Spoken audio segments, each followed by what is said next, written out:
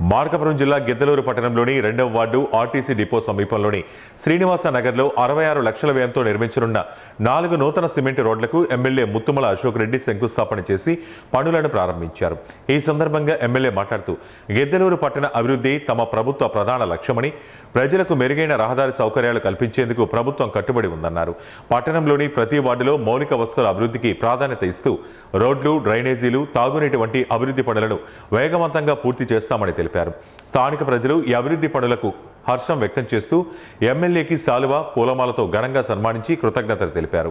కార్యక్రమంలో గిద్దలూరు పట్టణ అధ్యక్షులు, ప్రజాప్రతినిధులు, పార్టీ నాయకులు, కౌన్సిలర్లు, అధికారులు మరియు స్థానికులు, ప్రజలు పాల్గొన్నారు.